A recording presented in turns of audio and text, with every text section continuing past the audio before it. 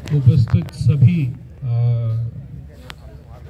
RW के सदस्यगण, श्याम विहार के सभी यहाँ पे उपस्थित नागरिक, विभिन्न जो ब्लॉक से वहाँ से आए हुए हैं सभी, यहाँ पे बुजुर्ग भाई और बहनों और प्यारे बच्चे भी कुछ दिख रहे हैं जो आने वाले बड़े होके यहीं पे वासिंदे होंगे, तो वो उनका भी इंटरेस्ट है, तो यहाँ पे आज आए हुए हैं। सर्दी का मौसम है, आप सभी यहाँ पे आए हुए हैं, उसके लिए बहुत बहुत धन्यवाद।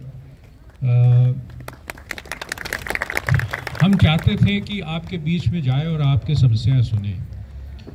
ये पीएम उदय जो भारत सरकार ने माननीय प्रधानमंत्री जी के नेतृत्व में एक कार्यक्रम शुरू किया गया था 2019 में, मकसद यही था कि जो लोग जहाँ पे बसे हुए हैं अनऑथराइज्ड कॉलोनी में, उनको उनकी ज़मीन के ऊपर जो अधिकार है वो उनको दी जाए। तो काम चला हुआ है, तो हमें ये अवश्य, आपको भी लगता है, हमें भी लगता है कि उस गति से नहीं हुआ जिस गति से होना चाहिए था। कुछ बीच में इश्यूज आए हैं, उसको समझना ज़रूरी है, इसलिए है। साथ में कहना चाहूँगा कि ये श्याम विहार जो है आपका, ये बहुत बड़ा एक अनऑथराइज कॉलोनी है। इसमें कुल 3411 एप्लीकेशंस हमें प्राप्त हुए थे। खुशी की बात है कि 710 लोगों का एप्लीकेशंस को मान्यता दे दी गई और उसके अनुरूप उनको कन्वेंस डीड भी बनाने के लिए यहाँ दे दिया गया है और वो आज मालिकाना हक उनको प्राप्त हो चुका है। 936 ऐसे एप्लीकेशंस थे जो रिजेक्ट हुए हैं। रिजेक्ट होने का कारण भी अलग अलग प्रकार से है, मैं वो रिजेक्शन के बाद में आऊँगा। मैं लेकिन आप सभी का ध्यान आकर्षित करना चाहूँगा कि हमारे पास 1578 ऐसे एप्लीकेशंस है जो पेंडिंग है, यानी कि 1578 लोग, व्यक्ति जो इन्होंने एप्लीकेशन दी है वो भी मालिकाना हक प्राप्त कर सकते हैं। लेकिन ये क्यों पेंडिंग है, ये जानना हमें ज़रूरी है, ये जानना आपको भी ज़रूरी है। ज़्यादातर ये 1578 जो केसेस है हमारे पास नहीं है, आप ही के पास वापस भेजा गया है कि क्योंकि उसमें कोई कमियां पाई गई थी, कोई कागजी कार्रवाई जिसमें होनी थी, जिससे आप प्रूव कर सकते हो कि ये आपकी ज़मीन थी और 1/1/2015 से पहले आपके पास थी और आपने इसके ऊपर मकान बनाया हुआ था। ये छोटे छोटे 2-3 चीज़ें आवश्यक होती है कहने के लिए कि ये अनऑथराइज कॉलोनी, यानी कि मैंने गैर कानूनी तरीके से उस समय कंस्ट्रक्शन कर दी, लेकिन सरकार चाहते हैं कि आपकी ज़मीन है आपको भी प्राप्त हो जाए। अगर सरकारी ज़मीन है तो भी आपको मिल जाए, ये सरकार ने किया है। ऐसा कहीं पे नहीं होता है कि सरकारी ज़मीन के ऊपर अगर आपने मकान बना दी तो वो सरकारी ज़मीन आपको दे दी जाए, लेकिन ये भारत सरकार का एक नीति इस प्रकार से बनाई गई माननीय प्रधानमंत्री जी के आदेश के अनुसार कि लोगों को वो सुविधा भी दे दी जाए। तो डीडीए कोशिश कर रहा है कि आपको कैसे वो सुविधा उपलब्ध कराई जाए, लेकिन हमें ऐसा लगता है कि आपकी तरफ से जो इंटरेस्ट उसमें दिखानी चाहिए था और रुचि दिखाते हुए वो कागज़ पूरा करना चाहिए था, वो आप कर नहीं पा रहे हैं। तो समझना ज़रूरी हमें भी है और आपको भी है कि डीडीए को क्या आवश्यक है ताकि आपको वो मालिकाना हक दे, और हमें समझना है कि आप में क्या कमी है जिसके कारण आप एप्लीकेशन पूरा नहीं कर पा रहे हैं। ये दोनों चीज़ें हैं, तो दोनों पहिए अगर एक साथ चलेंगे तब जो है रेलगाड़ी आगे बढ़ेगी। तो यही कारण है कि आज हम यहाँ पे उपस्थित हैं। जो रिजेक्शन की बात आई, आप लोगों ने जो रेज़ किया मुद्दा, एक तो आपने कहा कि एरिया जो क्षेत्र जो बाउंड्री बनाई गई उसके बाहर भी रह गए हैं। तो बहुत सारे केसेस ऐसे हैं, 300 करीब केसेस ऐसे हैं जो वो इस बाउंड्री से बाहर हैं। 2018-19 में सभी आरडब्ल्यूएस को स्टेट गवर्नमेंट के माध्यम से कहा गया था कि आप अपना अपना बाउंड्री बना के दीजिए। तो आरडब्ल्यूएस ने उस समय अपना बाउंड्री बनाया और उसको मूल्यांकन करके उन्होंने सबमिट करी थी।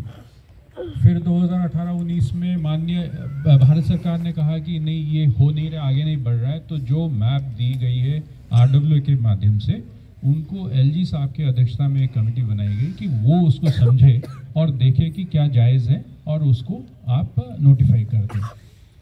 तो केवल श्याम विहार की बात नहीं है, पूरे दिल्ली वर्ष में जितने भी अनऑथराइज्ड कॉलोनीज के बाउंड्री बने हैं वो आरडब्ल्यूएस ने ही बना के दी थी उस समय। अब समय के साथ ऐसा हो सकता है कि लोगों ने आगे और भी बढ़ गए, और भी प्लॉट कट गए, और भी लोगों ने मकान बना दी है, तो वो लोग आज के दिन छूट जा रहे हैं। तो ये बड़ा मसला जो है पूरे दिल्ली में है। आपके अकेला नहीं है, बहुत सारे जगह पे लोग चाहते हैं कि और बना दी जाए, और नए कॉलोनीज बना दी जाए, या पुरानी कॉलोनी में और एरिया जोड़ दी जाए। ये नीतिगत मामला है, इसके ऊपर अभी चर्चा चल रही है, तो उसके बारे में मैं अभी यहीं तक मैं रखूँगा। इसके बाद आगे क्या हो सकता है वो हम देखेंगे। एक और बात आपने कहा, जो यूईआर, जो मास्टर प्लान रोड की बात कर रहे हैं, इसके ऊपर हम कार्रवाई करेंगे, क्योंकि अब यूईआर जहाँ पे मैप पे मास्टर प्लान रोड दिखाया गया था वहाँ पे नहीं बना, हमने अलग जगह बना दी है। डीडी ने ही ज़मीन दी उनको एक्वायर करके, नेशनल हाईवे अथॉरिटी को पैसा भी दिया, डीडी ने उनको रोड बन जाए ताकि आप लोगों के सुविधा के लिए हो जाए। दिल्ली के लिए एक महत्वपूर्ण रोड बन गया उससे। अब आपके इस कॉलोनी के अंदर से होते हुआ पहले मैप दिखा रहा था, जिस कारण जितने भी लोगों के ज़मीन उसके ऊपर है या मकान बने हुए, चाहे सरकारी हो या निजी हो, उनको हम कन्वेंस डीड नहीं दे रहे थे, ना ही ऑथराइजेशन स्लिप दे रहे थे। तो अब हम तुरंत इस पर कार्रवाई करने जा रहे हैं, क्योंकि अब इस रोड की, इस कॉलोनी के अंदर से जाने की आवश्यकता नहीं है, तो उसको हटा देंगे हम, ताकि आप लोग जो उस क्षेत्र में जिनको नहीं मिल रहा था वो आप एप्लीकेशन देंगे तो आपके एप्लीकेशन को मान्यता मिल जाएगी। बस चंद दिनों की बात है, हम जल्दी से वो रोड को हटाने का काम करेंगे, नोटिफाई कर देंगे, फिर आप अपना एप्लीकेशन दीजिएगा, हमारे अधिकारी आपको बता देंगे, आप एप्लीकेशन दीजिएगा, उसके ऊपर हम कार्रवाई कर लेंगे। आगे आपने एक मुद्दा उठाया, इलेक्ट्रिसिटी कनेक्शन। आपको लैंड पूलिंग पॉलिसी के बारे में जानकारी है ही, सभी को होगा, पूरे दिल्ली वासी सभी जो है वो इसके बारे में जानकारी रखते हैं। ये क्षेत्र भी लैंड पूलिंग का क्षेत्र है। तो जो नोटिफिकेशन हमने बिजली विभागों को लिखा है, कंपनीज को लिखा है, उनको कहा है कि जहाँ पे लैंड पूलिंग के लिए खाली ज़मीन है वहाँ पे लोग और प्लॉट काट रहे हैं और ज़मीन को ख़राब कर रहे हैं। लैंड पूलिंग में सरकार का कोई फ़ायदा नहीं है, ना ही डीडीए का कोई फ़ायदा है। डीडीए और सरकार चाहती है कि उस लैंड पूलिंग पॉलिसी के माध्यम से लोग के पास जो ज़मीन पड़ी है उसका प्लान तरीके से हो, कॉलोनी अनऑथराइज की तरीके से नहीं बने, प्लान तरीके से बने, ताकि उसका आपका दाम जो है उस ज़मीन का 10 गुना बढ़ जाएगा। अगर गुड़गांव में 10 करोड़ का एकड़ बिकता है तो हमारे यहाँ पे क्यों नहीं बिकेगा? इसलिए नहीं बिक रहा है इस वक्त क्योंकि प्लान नहीं है। अब इस कॉलोनी के अंदर में आपने अच्छा सा ग्रिड तो काटा हुआ है, लेकिन रोड संकीर्ण छोड़ दिया आपने। तो आपके जब अप्रूवल के लिए कहीं पे भी जाते हो तो फायर विभाग कहेगा तो वही तो फायर टेंडर अंदर घुस ही नहीं पाएगा, तो इसको ऑथराइज कैसे करेंगे?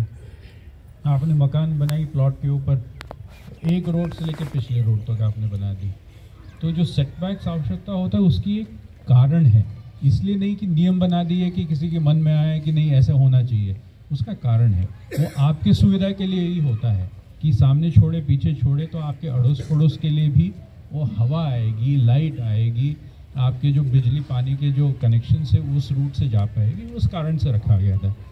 तो लैंड पूलिंग में हमने ये ऑर्डर किया बिजली विभागों को कि आप नहीं देंगे कनेक्शन नया जो कट रहे हैं, लेकिन आपकी इसके अंदर बसे हुए लोगों को ना देने के लिए हमने कभी नहीं कहा है।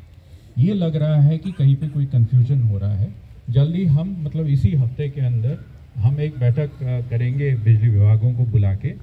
मैं कमिश्नर साहब से अनुरोध करूंगा कि आप में से एक आध लोगों को भी जो आपके प्रधान वगैरह हैं उनको भी बुला लें, एक साथ में बैठ के उनसे बात करेंगे और क्लियर करेंगे कि आपके ऊपर कोई रोक नहीं लगाई है, लेकिन जो बाहर लैंड पूलिंग के बड़े खुले ज़मीन में नए कट रहे हैं उनको देने में हमने पाबंदी अवश्य लगाई है और वो बरकरार रहेगा, वो नहीं हटेगा, अन्यथा आपके दिल्ली और ख़त्म होता जाएगा। सुधारने का एक ही तरीका है, लैंड पूलिंग आए और उस लैंड पूलिंग से आपको ही फायदा होगा, करोड़ों का संपत्ति आपका बन जाएगा। अभी जो है वो कौड़ियों के भाव में बिक रहे हैं, तो उस कारण से। और फिर आपने एक और बात उठाई, हाँ, वीजीएस ग्राम पंचायत कमिश्नर साहब उठाएंगे इस टाइम की। आपने एक बात उठाई कि कई लोग जो है रजिस्ट्रेशन पहले से ही कर रखे हैं, आपका डीड बना हुआ पहले से, तो उनको आवश्यक नहीं है दोबारा पीएम उदय में करने के लिए। आपके पास तो कागज़ है, मालिकाना हक पहले से ही है, तो आपको दोबारा बनाने की ज़रूरत नहीं है। जो शकील जी ने बाद में बताया, तो उनको आप अगर यहीं पे हैं तो वो समझ लें कि आपके पास पहले से ही रजिस्टर्ड डीड है, तो आपको दोबारा बनाने की ज़रूरत नहीं है। देख लेंगे, अभी देख लेंगे। हाँ? फिर मैं बताऊंगा जो रिजेक्शंस है 273 ऐसे एप्लीकेशन थे जो मास्टर प्लान रोड की वजह से हैं, वो 273 लोगों के लिए हम रास्ता खोल रहे हैं, तो उनका हो जाएगा। डुप्लीकेट एप्लीकेशन, यहाँ पे कई 130 करीब डुप्लीकेट एप्लीकेशन थे, तो उनकी तो आवश्यकता थी नहीं, तो इसलिए हमने उसको खारिज कर दिए। खाली सरकारी ज़मीन के ऊपर हम अलाउ नहीं करते हैं। ये तो आप भी अड़ोस पड़ोस में जितने लोग बैठे हैं, जिसने कब्जा किया है, अड़ोस वाला पड़ोस वाला बोलेगा ये तो गलत किया हुआ है। सरकारी ज़मीन पे खुला लैंड, आपको ये स्कूल का ज़मीन ग्राउंड है, आप बोलेंगे अब कल से ये मेरा ये तो कहीं न्याय संगत नहीं होगा, तो वो तो हम अलाउ नहीं करते हैं। लेकिन आप 2015 से पहले आपने कोई खाली ज़मीन थी, आपका अपना ज़मीन था, उसके बगल में सरकारी था, थोड़ा सा उसमें काटा हुआ है, घेरा हुआ है, मकान बना दी है, तो आपको मालूम है उसके ऊपर भी हम आपको अलाउ करते हैं। लेकिन पूरे खाली ज़मीन पर नहीं करते हैं, तो इस प्रकार से उनको हम अलाउ नहीं करते हैं। एक आध केस हुआ है जहाँ पे हाई टेंशन वायर चल रहा था, तो उसके नीचे वाले में अलाउ नहीं करते, क्योंकि हम करेंगे भी तो आपको बिजली विभाग वाले कंस्ट्रक्शन करने नहीं देंगे, तो ये है। But we can always see कि let the fire department, I mean the electricity department take action, हमने दे। तो मोटे तौर पे मेरा आपसे ये आग्रह है, ये जो 1578 लोगों के पास जो हमने कागज़ वापस भेजे हैं कि कागज़ पूरा करके आप दो, हम आपको मालिकाना हक देना चाहते हैं, उनसे आग्रह है कि प्लीज़ बढ़ चढ़ कर आगे आएँ, हम आपको मदद करेंगे, जितना हो सके आपकी मदद करेंगे कि वो कागज़ पूरा हो जाए। हम ऐसा भी करने की कोशिश करेंगे कि आपके मोटे तौर पे कागज़ मिल जाते हैं तो भी कर लेंगे, ये नहीं कि हर कागज़ हर प्रकार का पूरा होना चाहिए। मोटे तौर पे आप कागज़ दिखा देंगे, आपके पास था या आपसे पहले किसी और ने लिया हुआ था, आपने उसे ख़रीदा है, लेकिन कैसे ख़रीदा है वो कागज़ आप मोटे तौर पे दे देते हैं, और आप ये भी प्रूफ दे देते हैं कि बिजली का कनेक्शन का बिल प्रोवाइड कर देते हैं, टेलीफोन का कनेक्शन का बिल दे देते हैं, या कुछ भी 2015 से पहले आपके पास वो मकान बना हुआ था, तो आपको मालिकाना हक देने की पूरी कोशिश रहेगी। डीडी की तरफ से ये बढ़ चढ़ कर हम कोशिश करेंगे कि आपकी मदद करें। इसके लिए हमने कुछ मित्र भी लगाए हैं, पीएम उदय मित्र, कि ताकि वो डोर टू डोर घूम के जाएं और आपसे पूछे भी कि किसी को कोई प्रॉब्लम है, समझने में दिक्कत है, अभी भी लोगों को समझने में दिक्कत आ रही है। एक तो ऑनलाइन सिस्टम में, कई लोगों को वो ऑनलाइन सिस्टम में जब उन्होंने कोई इंटरनेट कैफ़े में चले गए, वहाँ पे किया, वो इंटरनेट कैफ़े वाले को ही समझ में नहीं आया, वो कुछ गलत सलत चढ़ा दिया है। कई बार हम आपको वापस भेजते हैं कि ये कागज़ इस प्रकार से स्टैम्प होकर आपको जमा कराना है, आप वापस वही पुराना कागज़ फिर से चढ़ा देते हैं, क्योंकि आपको समझ में नहीं आया, जिस कैफ़े में जाते हैं उसको समझ में नहीं आता, या वो बदमाशी करता है, वही कागज़ फिर से भेज देता है, तो आपके कागज़ फिर आप फ्रस्ट्रेट हो जाते हैं, आपको लगता है कि डीडी करना नहीं चाहता है, इसलिए हमें बार बार तंग कर रहा है। ऐसा बिल्कुल नहीं है, ऐसा बिल्कुल नहीं है। आप अगर सही कागज़ देंगे तो आपका काम पूरा हो जाएगा। तो आपको मदद करने के लिए विभाग है, और विभाग ने पीएम उदय मित्र भी लगाए हैं। आपके एरिया में 2-2 होंगे, हैं यहाँ पे? कहाँ हाथ दिखाएं, पीएम उदय मित्र, हाथ ऊपर करिएगा। ये लोग हैं सारे इस इलाके के लिए नहीं। अच्छा, आप लोग भी सुन लीजिए, आप लोग देख ही नहीं रहे हैं, बोल रहे हैं। आ गया ये चेहरा दिखाइए, तो हमने कभी देखे नहीं, इस कॉलोनी के कौन है, क्या नाम है? रोहित मलिक आपके इस कॉलोनी के लिए लगाए गए हैं। ये आपके घर द्वार जाएंगे और आपको मदद करेंगे, जानकारी लेंगे कि आपकी क्या कमी है या आपको समझने में क्या कमी आई है। वो डीडी के अधिकारियों को बताएंगे कि फलाना व्यक्ति है, उनको मदद की आवश्यकता है, वो कराना चाह रहे हैं। कोई नहीं, जरूरत नहीं, ये कई लोगों से मिले होंगे, हो सकता है कई लोगों से नहीं, इसलिए आप उनसे मुलाकात करा दें। आप एक इंडिविजुअल केसेस हम बाद में लेंगे। आप बैठे, अभी करते हैं, अभी करेंगे, जरूर करेंगे, अभी करेंगे, जरूर करेंगे।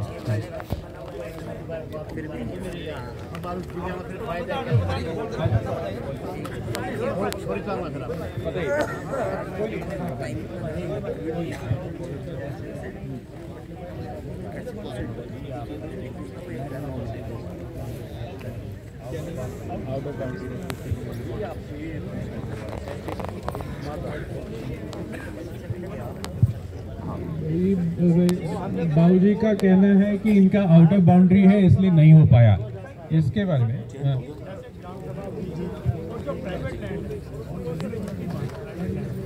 प्राइवेट लैंड पे इसके बारे में नहीं, कौन सा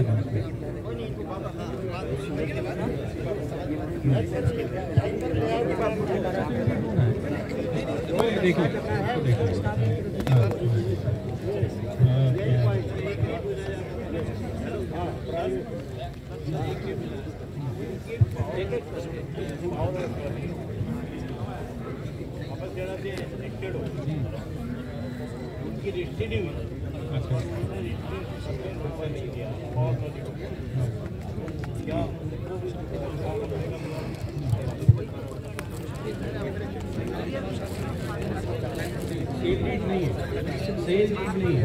सेल डीड नहीं है, सेल डीड है क्या?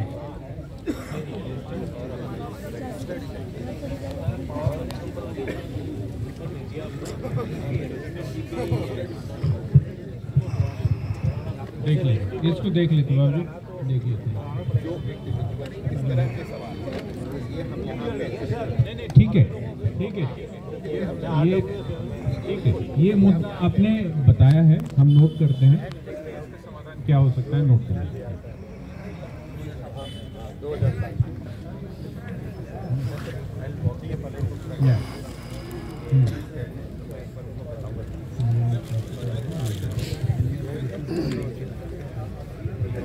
तो मैं अंत में यही कहना चाहूँगा कि आज आप लोग आए हैं, आप कागज़ भी लेके आए होंगे, सभी अधिकारी यही रहेंगे अभी, आपके एक एक केस को देखेंगे। उससे पहले कमिश्नर साहब जो है आपको थोड़ा सा कैसे इस स्कीम का फ़ायदा आप उठा सकते हैं उसका एक्सप्लेनेशन देंगे कि क्या कागज़ की आवश्यकता है जिसके बेसिस पे आपको मालिकाना हक दिया जा सकता है। वो आप समझ लें, ज़्यादातर लोग को समझ में आया ही होगा, फिर भी समझा देंगे। उसके बाद एक एक केस को हम देखेंगे जिसके कागज़ आप लेके आए हुए हैं। आज देखते हैं कौन सी कागज़ की कमी है, क्या आपको करना है, वो भी आपको समझा देंगे। और बस यहाँ पे कंप्यूटर भी लगाया हुआ है, हम आपके केस को संभव हो तो यहीं पे हम एंट्री करा देंगे ताकि आपका केस जो है जल्दी जल्दी हो जाएगा, आपको इधर उधर भटकने की ज़रूरत नहीं पड़ेगी। ये कोशिश करेंगे।